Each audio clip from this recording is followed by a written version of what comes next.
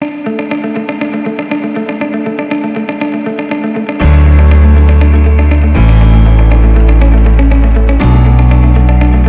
बच्चों, कैसे हो आप सब लोग। स्वागत है आपका दिव्या मैम की साइंस क्लास में। तो बच्चों, कक्षा 9 के लिए पाठ 2 के प्रश्न उत्तर लेकर आई हूँ मैं। तो सीधे ही प्रश्न उत्तर करते हैं अपन। और बच्चों, उम्मीद कर रही हूँ आप पहले के वीडियो देख रहे हो और आपको पसंद भी आ रहे हैं। तो बच्चों, वीडियो पसंद आ रहे हैं तो मेरे चैनल को लाइक ज़रूर कर देना बच्चों। आपके लाइक करने से मुझे और उम्मीद जगती है और मैं और अच्छे वीडियो आपके लिए बना पाती हूँ। तो बच्चों, प्रश्न उत्तर देखिए। पाठ 2 के प्रश्न नंबर 1 है, निम्नलिखित को पृथक करने के लिए आप किन विधियों को अपनाएंगे। ये बच्चों कुछ अपन को ए से लेके जे तक के दिए गए हैं। इनमें हमें बताना है कि ये जो पृथक करने के लिए इनको हम कौन कौन सी विधि अपना सकते हैं। पहला है सोडियम क्लोराइड यानी नमक को जल के विलयन से पृथक करने में। यानी सोडियम क्लोराइड का मतलब आपको पता है बच्चों, नमक होता है। तो नमक अगर पानी में मिल जाए तो हमको अलग करने के लिए कौन सी विधि काम आएगी। तो बच्चों, इसका उत्तर है वाष्पन या वाष्पीकरण विधि। बच्चों, वाष्पन या वाष्पीकरण विधि ये होती है कि नमक के पानी को हम उबाल लेते हैं तो पानी पूरा वाष्पन विधि से उड़ जाता है और नमक तली में रह जाता है। क्वेश्चन नंबर बी है, अमोनियम क्लोराइड को सोडियम क्लोराइड तथा अमोनियम क्लोराइड के मिश्रण से पृथक करने के लिए। यानी अमोनियम क्लोराइड को सोडियम क्लोराइड तथा अमोनियम क्लोराइड के मिश्रण से पृथक करने के लिए कौन सी विधि काम आती है बच्चों। ऊर्ध्वपातन विधि काम आती है। आपको ध्यान होगा मैंने चित्र भी बताया था ऊर्ध्वपातन का। तो बच्चों, उस प्रयोग को आप देख लेना, ऊर्ध्वपातन का मतलब पता चल जाएगा आपको। सी है, धातु के छोटे टुकड़े को कार के इंजन ऑयल से पृथक करने में। बच्चों, धातु के जो छोटे छोटे टुकड़े हो जाते हैं और कार के इंजन ऑयल में वो लोहा जो है लोहे के होते हैं तो वो उसमें डूबे रहते हैं। तो उनको अलग करने के लिए हमें निस्यंदन या छानन विधि का प्रयोग करना चाहिए। यानी जो ऑयल है कार का इंजन ऑयल, उसमें अगर लोहे के टुकड़े डूबे हुए हैं तो उनको हम छान कर अलग कर सकते हैं। चौथा है, दही से मक्खन निकालने के लिए। तो बच्चों, ये तो आपको आता ही होगा आपके घर में। दही से मक्खन निकालने के लिए आपकी मम्मी क्या करती है, उसको मथनी से मथती है। तो इसका उत्तर हो जाएगा अपकेंद्रण विधि। किसी भी चीज़ को हम जोर जोर से गोल गोल घुमाते हैं तो उसको अपकेंद्रण विधि कहते हैं, जिससे दही से मक्खन निकल जाता है। ई है बच्चों, जल से तेल निकालने के लिए। तो बच्चों, एक चित्र बताया था मैंने आपको पृथककारी कीप का। अगर जल में तेल की बूंदें आ जाएं या जल और तेल आपस में मिल जाएं तो उसे हम पृथक्करण कीप, देखो ई का उत्तर देखो, पृथक्करण कीप विधि से हम इसे अलग कर सकते हैं। अब है बच्चे वायु चाय से चाय की पत्तियों को पृथक करने में। तो बच्चों, चाय से चाय की पत्तियों को अलग करने में हम क्या करते हैं, सबको मालूम है चाय जब बनती है तो हम उसको छान कर अलग करते हैं। तो छानन विधि इसमें प्रयोग आती है। बालू से लोहे की पिनों को पृथक करने में।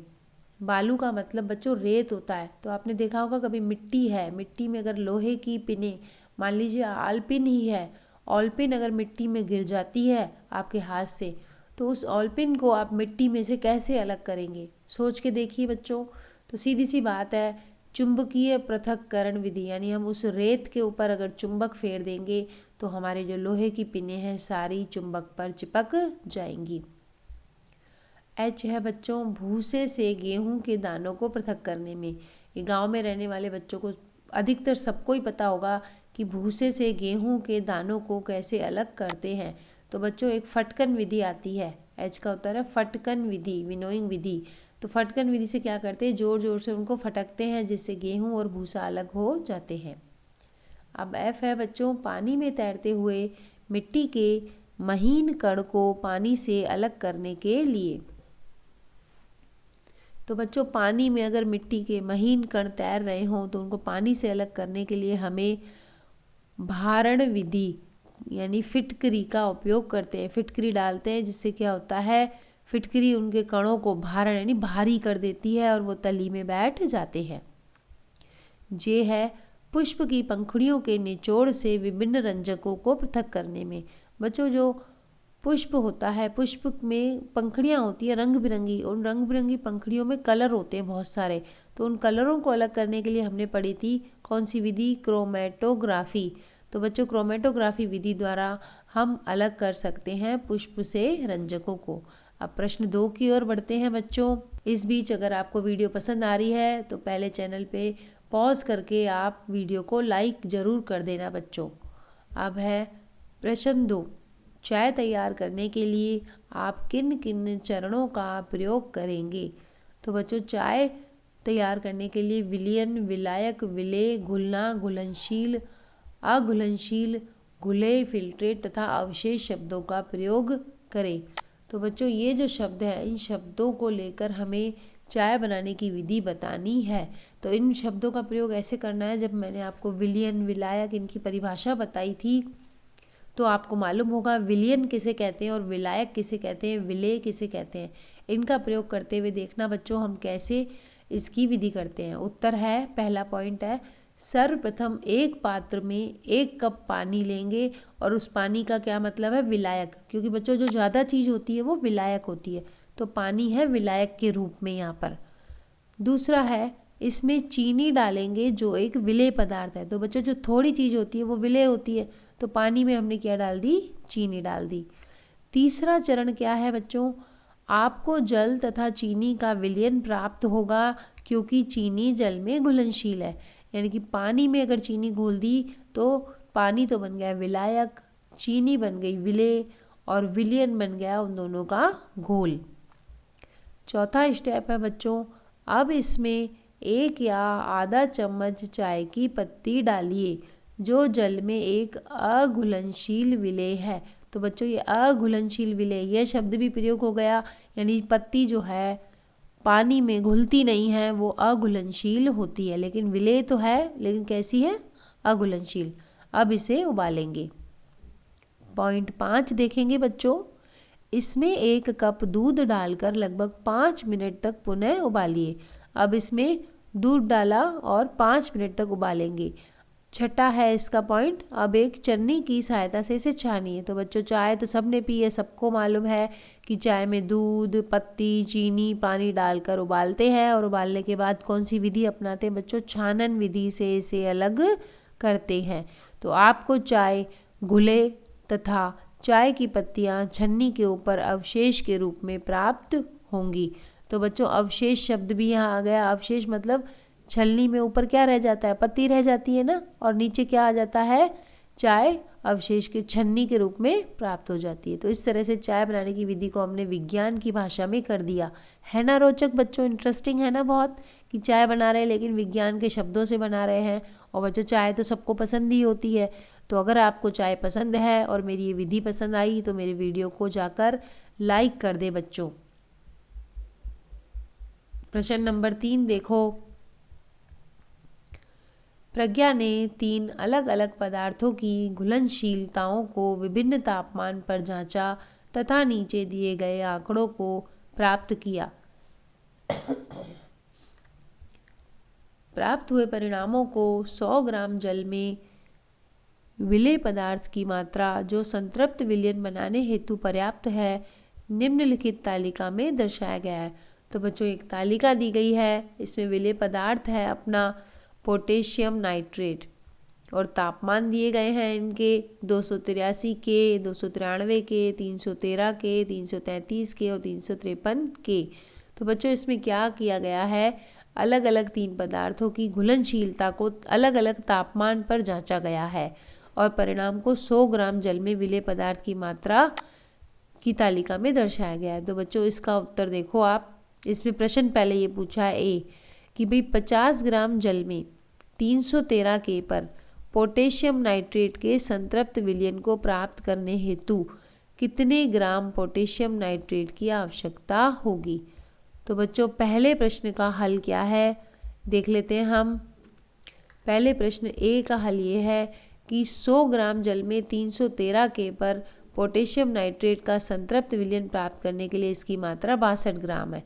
सारणी में देख लो आप, ये पोटेशियम नाइट्रेट है, पोटेशियम नाइट्रेट और ऊपर से तापमान ले लिया 313 के, तो 313 के पर पोटेशियम नाइट्रेट कितना आया 62 ग्राम आया।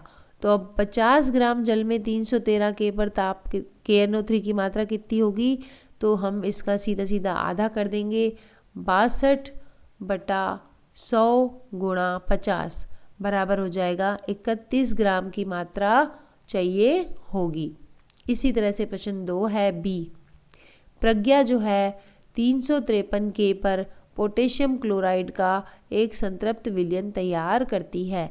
विलयन को कमरे के तापमान पर ठंडा करने के लिए छोड़ देती है। जब विलयन ठंडा होगा तो क्या वह अवलोकित करेगी, स्पष्ट करें। तो प्रज्ञा ने 353 के पर, यानी जो 353 के है उस पर इन्होंने पोटेशियम क्लोराइड को एक घोल तैयार किया और उसको कमरे के ताप पर ठंडा किया। तो अब इसका अवलोकन क्या होगा ये देखते हैं बच्चों। बी का उत्तर। पोटेशियम क्लोराइड के संतृप्त घोल को जब ठंडा किया गया तो प्रज्ञा ने अवलोकन किया कि ठोस पोटेशियम क्लोराइड अर्थात पोटेशियम क्लोराइड के क्रिस्टल विलयन से पृथक हो गए हैं, क्योंकि ठंडा करने पर घुलनशीलता क्या होती है, घटती है बच्चों। जैसे जैसे किसी चीज़ को हम गर्म करते हैं तो क्या होता है, उसमें चीज़ें घुलती हैं, और ठंडा करते हैं तो वापस जमने लगती हैं। अतः ठोस KNO3 का क्रिस्टल प्राप्त हो जाता है, यानी कि ठंडा करने पर वापस वह ठोस बन जाता है। अब इसका सी प्रश्न देखेंगे।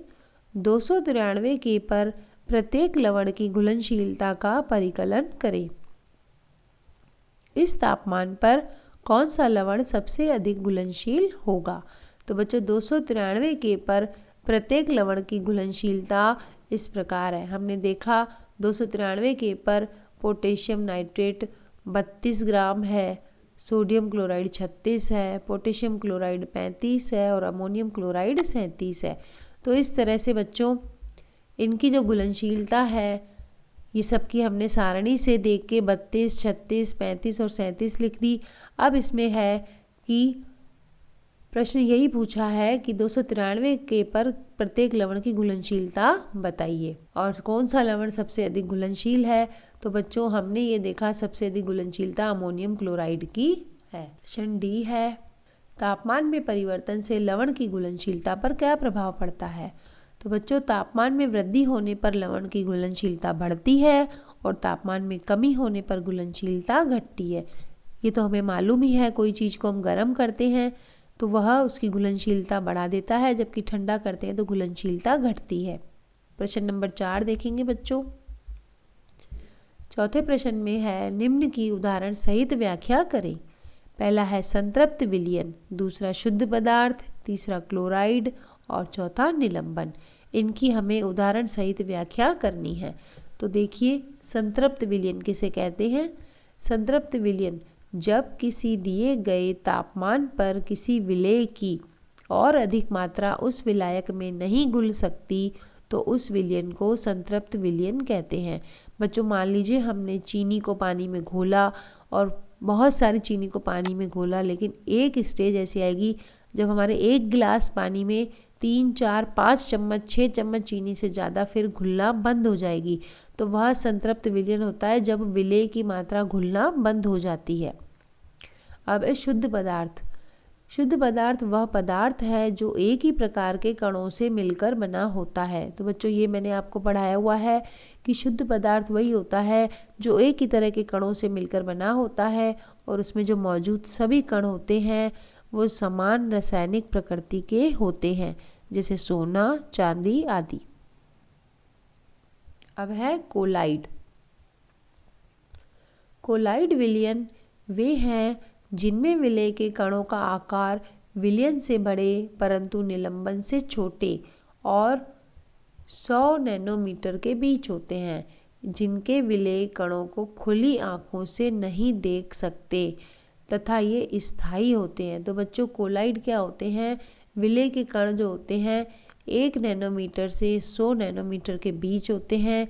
ये उसमें घुले तो रहते हैं लेकिन खुली आंखों से इन्हें देख नहीं सकते और ये स्थायी होते हैं। कोलाइडल जो होते हैं ये टिंडल प्रभाव भी उत्पन्न करते हैं, जैसे रक्त, दूध में बच्चों पानी में प्रोटीन घुले रहते हैं लेकिन हमें दिखाई वह दूध के जैसा देता है, और फेस क्रीम और मक्खन इत्यादि।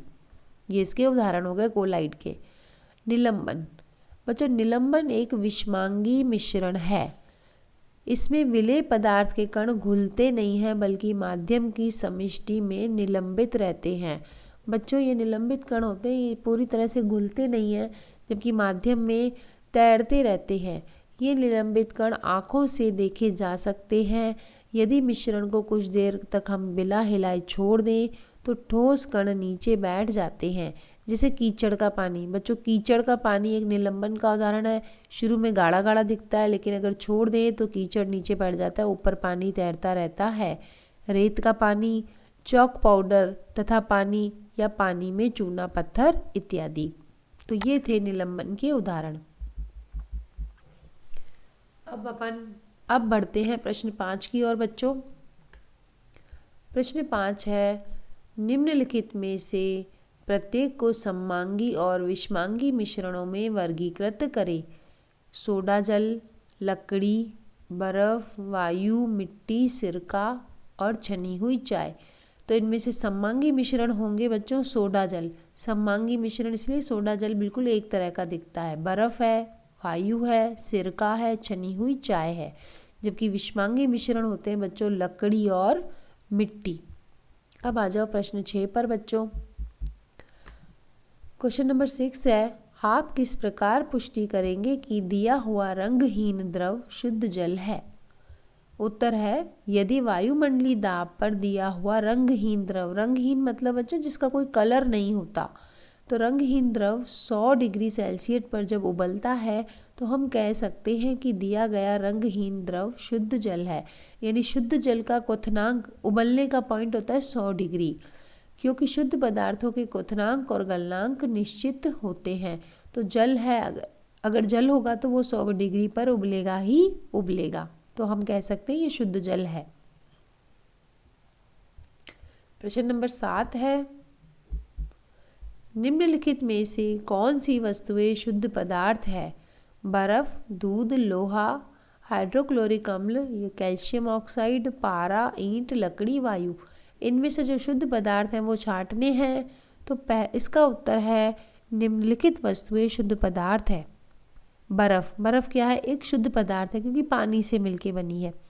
लोहा भी एक शुद्ध पदार्थ है क्योंकि इसमें लोहे के ही परमाणु होते हैं। हाइड्रोक्लोरिक अम्ल भी शुद्ध होता है। कैल्शियम ऑक्साइड, कैल्शियम ऑक्साइड भी एक शुद्ध पदार्थ है। और पारा, पारा भी एक शुद्ध पदार्थ है।